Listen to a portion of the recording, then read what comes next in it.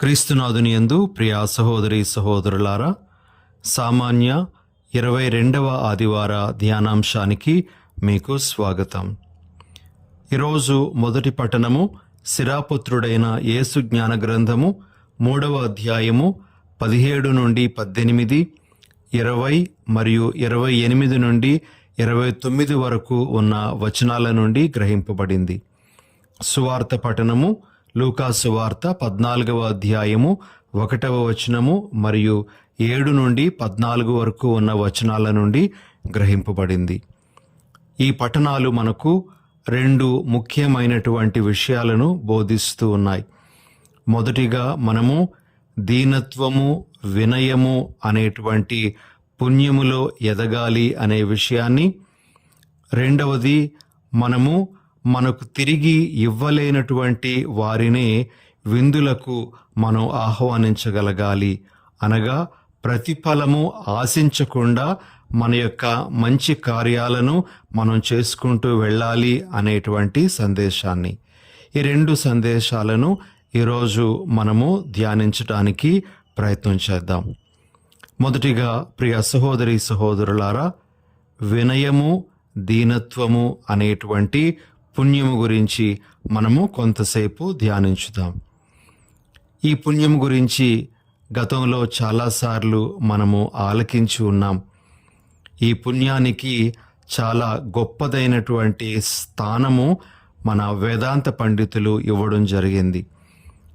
పునీత అగస్తీన్ వారు ఈ దీనత్వము అనేటువంటి పుణ్యము గురించి బోధిస్తూ ఈ విధంగా అంటారు: The way to Christ is first through humility, second through humility, and third through humility.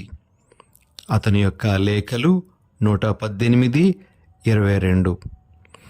దీని యొక్క భావము ఏమిటి అంటే, యేసు ప్రభు యొద్దకు చేరటానికి మొట్టమొదటిగా మన ముందున్నటువంటి మార్గము దీనత్వము, రెండవదిగా మన ముందున్న మార్గము దీనత్వము, మూడవదిగా మన ముందున్న మార్గము దీనత్వము అని ఆయన చెప్తూ ఉన్నారు.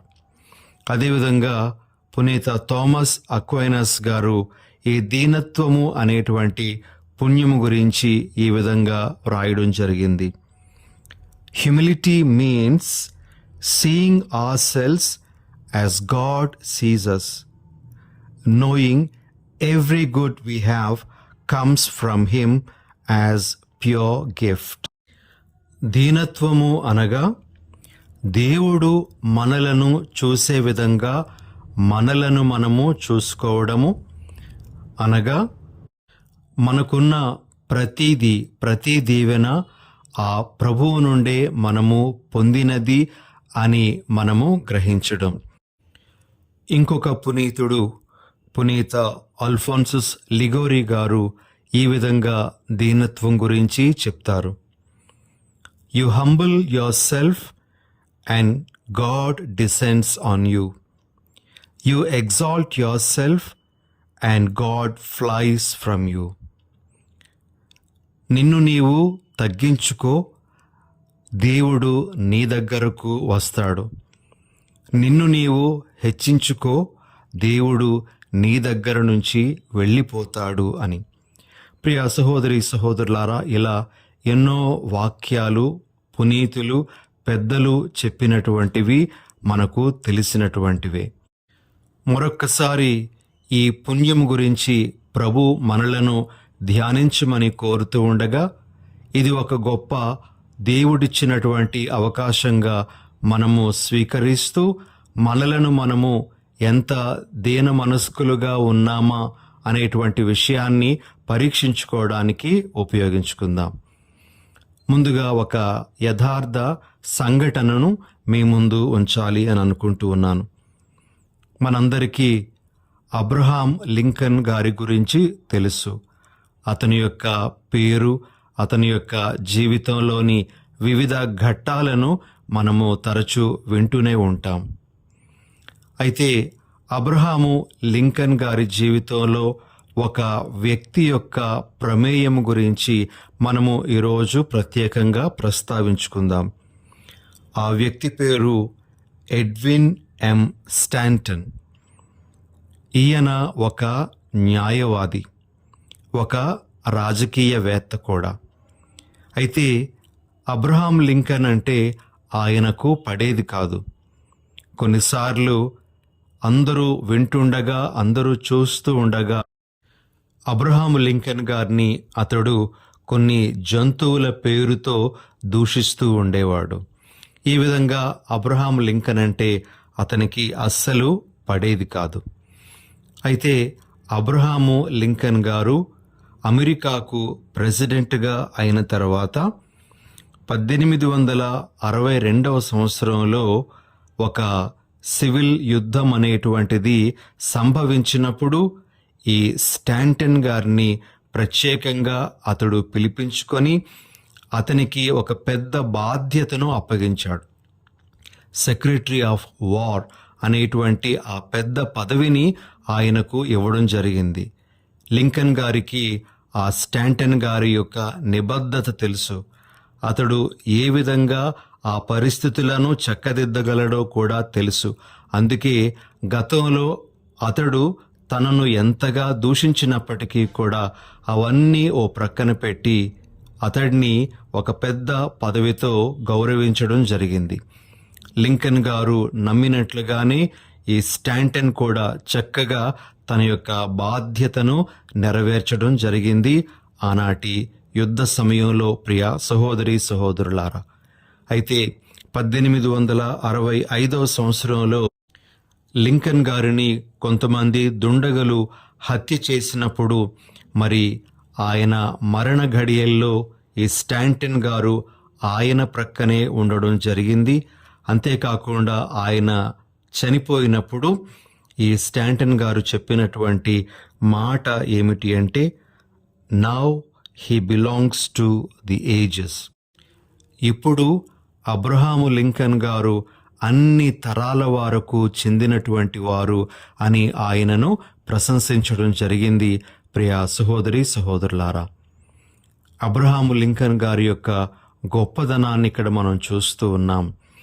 తనను ద్వేషించిన, తనను అసహ్యించుకున్న ఆ స్టాంటన్ గారికి తన యొక్క కొలువులో ఒక పెద్ద పదవిని ఇవ్వడం మాత్రమే కాకుండా గొప్పదైనటువంటి బాధ్యతను ఆయనకు అప్పగించారు. తనకంటే తన దేశాన్ని, తన ప్రజల శ్రేయస్సును దృష్టిలో పెట్టుకొని అబ్రహాం లింకన్ గారు అటువంటి ఆ గొప్ప కార్యాన్ని చేయగలిగారు. ఆయనలో కనబడేటువంటి ఆ వినయం, ఆ దీనత్వం అనేటువంటిది ఈ చిన్న సంఘటన ద్వారా మనకు చాలా స్పష్టంగా బోధపడుతూ ఉంది. ప్రియ సహోదరి సహోదరులారా, మరి ఈ రోజున మనము ఈ దీనత్వము అనేటువంటి పుణ్యము గురించి, వినయము అనేటువంటి పుణ్యం గురించి కొంతసేపు ధ్యానించుకుందాం. మొదటిగా బైబిల్ గ్రంథంలో మనకు కనబడేటువంటి కొన్ని వాక్యాలను మనము జ్ఞాపకం చేసుకుందాం. సామెతల గ్రంథము 15వ అధ్యాయము 33వ వచనంలో ఈ విధంగా వినయము, దీనత్వం గురించి వ్రాయబడింది. దైవ భయము వలన విజ్ఞానము అబ్బును, వినయము వలన గౌరవము కలుగును. అదేవిధంగా సామెతల గ్రంథము 22వ అధ్యాయము 4వ వచనంలో మరలా మనము ఈ విధంగా చదువుతాము. వినయమును దైవ భీతియును కలవారు సంపదలు, గౌరవము, దీర్ఘాయువు బడయుదురు. కీర్తనల గ్రంథము 25వ కీర్తన 8, 9 వచనాల్లో మనం ఈ విధంగా చూస్తాం. ప్రభువు మంచివాడు, ధర్మవర్తనుడు, అతడు పాపులకు తన త్రోవను తెలియజేయును. వినయవంతులను సన్మార్గమున నడిపించును, దీనాత్ములకు తన మార్గమును బోధించును. అదేవిధంగా ప్రియ సహోదరి సహోదరులారా, ఈనాటి మొదటి పఠనము శిరాపుత్రుడైన యేసు జ్ఞాన గ్రంథంలో 3వ అధ్యాయము 18వ వచనము మరియు 20వ వచనంలో మనము వినయము గురించి ఈ విధంగా ఆలకిస్తాం. నీవెంత అధికుడవో అంత వినయవంతుడవు కమ్ము, అప్పుడు ప్రభువు మన్ననలను పొందుదువు. ప్రభువు మహాప్రభావము కలవాడైన వినమ్రుల పూజలు అందుకొనును. అదేవిధంగా ప్రియ సహోదరి సహోదరులారా, సామెతల గ్రంథము 25వ అధ్యాయము 12వ వచనంలో మనము ఈ విధంగా ఆలకిస్తాం. వినయ విధేయతులు గలవారికి పెద్దవారి మందలింపులు బంగారపు ఉంగరము వలె, శ్రేష్టమైన సువర్ణాభరణము వలె విలువైనవి. పౌలు గారు ఫిలిప్పీలకు రాసినటువంటి లేఖ 2వ అధ్యాయము 3వ వచనంలో ఈ విధంగా మనం చూస్తాం. స్వార్థముతో గాని అహంభావముతో గాని ఎట్టి పనియు చేయకుడు, వినయాత్ములై ఇతరులను మీకంటే అధికులుగా భావింపుడు. పేతురుగారు రాసినటువంటి మొదటి లేఖ 5వ అధ్యాయము 5వ వచనంలో మనము ఈ విధంగా చదువుతాం. మీరు అందరును వినయము అను వస్త్రమును ధరింపవలెను, ఏలయనా దేవుడు అహంకారులను ఎదిరించి వినయశీలులను కటాక్షించును. ప్రియ సహోదరి సహోదరులారా, ఈ విధంగా పరిశుద్ధ గ్రంథంలోని అనేకమైనటువంటి వాక్యాలు దీనత్వము, వినయము అనేటువంటి పుణ్యం గురించి మనకు బోధిస్తూ ఉన్నాయి. ఈ సందర్భంలో మనము వినయము కలిగినటువంటి ఒక వ్యక్తి, దీనత్వము కలిగినటువంటి ఒక వ్యక్తి ఏ విధంగా తన యొక్క జీవితాన్ని జీవిస్తాడో మనము గ్రహించటానికి ప్రయత్నం చేద్దాం. దీనత్వం గురించి, దీనుల గురించి ఈ విధంగా ఒక మాట చెప్పబడింది. Humility rejoices in what is true and then responds by offering all praise to God for that truth. వినయము కలిగినవాడు, దీనత్వము కలిగినవాడు సత్యమునందు ఆనందించి ఆ సత్యానికై దేవునికి స్తుతులు స్తోత్రాలు సమర్పిస్తాడు అని. ప్రియ సహోదరి సహోదరులారా, ఇది ఒక ముఖ్యమైనటువంటి అంశం. సత్యానికి ప్రాముఖ్యతను ఇవ్వడం అనేటువంటిది ఒక వినయశీలిలో మనము చూసేటువంటిది. దీనత్వము, వినయము అనేటువంటివి పిరికి వాళ్ళు కలిగి ఉండేటువంటి లక్షణాలుగా ఎప్పుడు కూడా చూడకూడదు. వాస్తవానికి దీనత్వం, వినయం కలిగి జీవించాలి అంటే చాలా ధైర్యం అవసరం. ధైర్యవంతుల పుణ్యంగా ఈ దీనత్వము అనేటువంటి ఈ పుణ్యాన్ని కొనియాడడం జరిగింది. అందుకే ఈ విషయం ఇక్కడ ప్రస్తావించబడింది. వారు సత్యమునందు ఆనందిస్తారు, దానిని బట్టి దేవునికి వందనాలు చెల్లిస్తారు అని. ఇంకా ప్రియ సహోదరి సహోదరులారా, వినయము, దీనత్వం కలిగినటువంటి వ్యక్తులలో కనబడేటువంటి ఇంకొక లక్షణం ఏమిటి అంటే వారు ఆలకించటానికి సిద్ధంగా ఉంటారు. దీనికి సంబంధించి మనము ఈరోజు శిరాపుత్రుడైన యేసు జ్ఞాన గ్రంథంలో ఒక వాక్యాన్ని తీసుకుందాం. 3వ అధ్యాయము 29వ వచనము. తెలివి కలవాడు సూక్తుల నుండి విజ్ఞానము పొందును, నేర్చుకోవలనను కోరిక కలదు కనుక అతడు శ్రద్ధతో వినును. ప్రియ సహోదరి సహోదరులారా, ఇది ఒక ముఖ్యమైనటువంటి లక్షణము. వినయము, దీనత్వము కలిగినటువంటి వానిలో మనం చూసేది. ఇతరులు ఏం చెప్తున్నారు అనేది ఆలకిస్తాడు. వారు చెప్పేది ఆలకించకుండా మరి తాను చెప్పిందే ఇతరులు వినాలి అనేటువంటి భావం ఎవరైతే కలిగి ఉంటారో వారు అహంకారులనే చెప్పచ్చు. వారిలో దీనత్వము అనేటువంటి పుణ్యానికి తావు లేదు అని కూడా మనము చెప్పచ్చు. కాబట్టి ప్రియులకు సహోదరి సహోదరులారా, దీనత్వం కలిగినటువంటి వాడు ఎవరు ఏది చెప్పినా వినడానికి సిద్ధంగా ఉంటాడు. విన్న తర్వాత తన నిర్ణయాన్ని తాను తీసుకోవచ్చేమో కానీ వినే ఆ అవకాశాన్ని అతడు కల్పిస్తాడు అని ఇక్కడ మనము గ్రహించాలి. వినడం అనేటువంటిది ఒక పెద్ద సుగుణము ప్రియులకు సహోదరి సహోదరులారా. అందరూ వినడానికి అంత ఓపికను ప్రదర్శించరు. తమకు ఇష్టమైనటువంటిది మాత్రమే వినేటువంటి శ్రద్ధ కొంతమందికి ఉంటుంది. మరికొన్ని సందర్భాలలో తమ గురించి గొప్పగా చెప్పే విషయాలను మాత్రమే వినేటువంటి విధంగా కొందరు ఉంటారు. అలా కాకుండా ఒకవేళ మనతో చెప్పబడుతున్నటువంటిది మనలను సరిదిద్దడానికి ఉద్దేశించిందైనా సరే వినగలిగేటువంటి ఆ ధైర్యము, ఓపిక ఉండడం అనేటువంటిది వినయవంతుల్లో మనము చూసేటువంటి ఒక ముఖ్యమైనటువంటి లక్షణం. ఇక మూడవది, ప్రియులగు సహోదరి సహోదరులారా, వినయవంతులు ఎలాంటి వారు అంటే తమలో తప్పిదము ఉన్నప్పుడు ఆ తప్పిదాన్ని వారు ఒప్పుకోవడానికి సిద్ధపడతారు.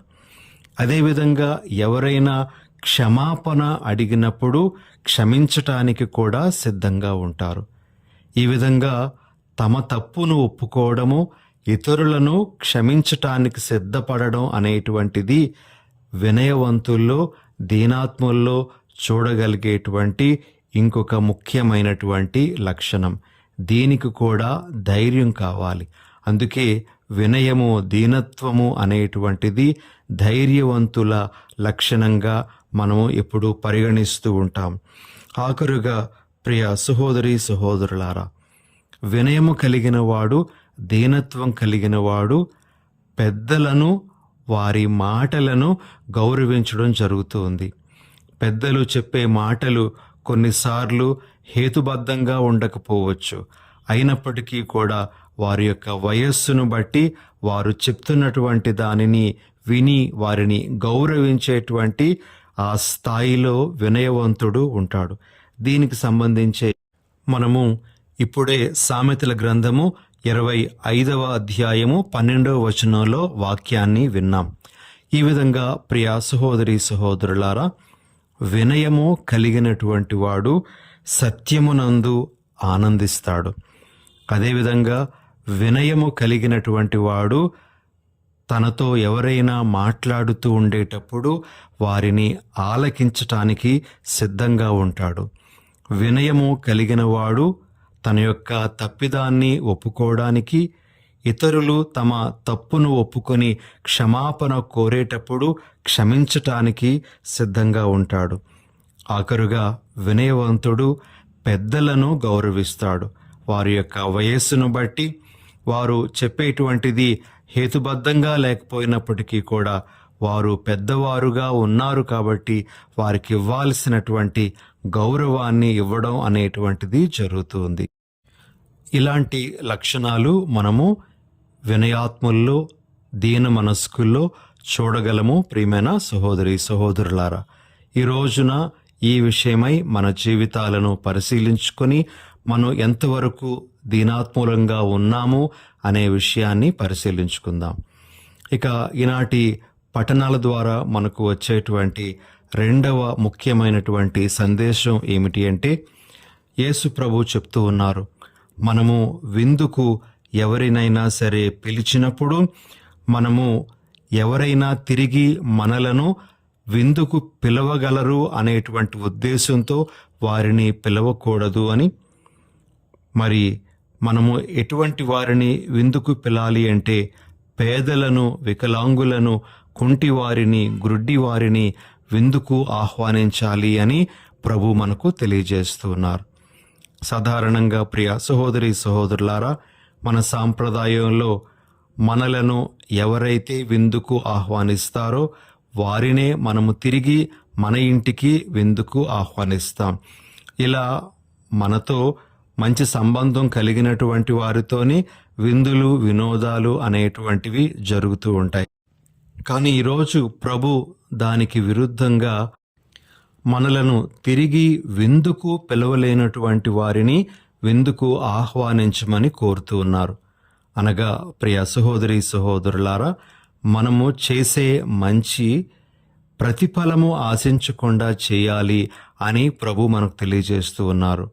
మనకు తిరిగి ప్రతిఫలము రావాలి అని ఏమాత్రము ఆశపడకుండా మనం చేయగలిగేటువంటి మంచిని మనం చేసుకుంటూ వెళ్ళాలి అని ప్రభు మనకు బోధిస్తూ ఉండగా, యేసు ప్రభు కొండ మీద ప్రసంగంలో చెప్పినటువంటి వాక్యాన్ని ఒకసారి మనం జ్ఞాపకం చేసుకుందాం. మత్తయి సువార్త 6వ అధ్యాయము 3వ వచనంలో ప్రభు దాన ధర్మాల గురించి మాట్లాడుతూ ఈ విధంగా అంటారు, నీ కుడి చేయి చేయునది నీ ఎడమ చేతికి తెలియకుండునట్లు రహస్యముగా దాన్ని చేయుము అని. ప్రియ సహోదరి సహోదరులారా, ఈ విధంగా సంఘంలో ఎవరైతే అనామకులుగా ఉంటారో, ఎవరైతే తిరిగి మనకు ఎటువంటి మేలు చేయలేరో అటువంటి వారిని దృష్టిలో పెట్టుకొని చేయగలిగేటువంటి మంచిని వారి ఎడల మనం చేయగలగాలి అని ప్రభు మనకు బోధిస్తూ ఉన్నారు. మరి ఇలాంటి కొన్ని ముఖ్యమైనటువంటి సందేశాలు ఈనాటి పఠనాలు మనకు అందిస్తూ ఉండగా వాటి ప్రకారంగా మనము నడుచుకోవడానికి ప్రయత్నం చేద్దాం. ప్రార్థన చేసుకుందాం. దయగల ప్రభువా, ప్రేమగల మా తండ్రి, మీ పరిశుద్ధ నామానికి స్తోత్రాలు. ప్రభువా, ఈరోజు వినయము, దీనత్వము అనే పుణ్యం గురించి మీరు మాకు మీ సందేశాన్ని ఇచ్చి ఉన్నారు. ప్రభువా, మాకు ఆ పుణ్యములో ఎదిగే వరాన్ని అనుగ్రహించండి. దీన మనస్కులమై మేము జీవించే వరాన్ని మాకు దయచేయండి. అదేవిధంగా ప్రభు, మేము ప్రతిఫలాన్ని ఆశించకుండా మేము చేయగలిగే మంచిని ఇతరులకు చేసే వరాన్ని కూడా మాకు అనుగ్రహించమని మా ప్రభువైన యేసు నామమున అడిగి వేడుచున్నాం తండ్రి. ఆమెన్. పిత, పుత్ర, పవిత్రాత్మ నామమున ఆమెన్.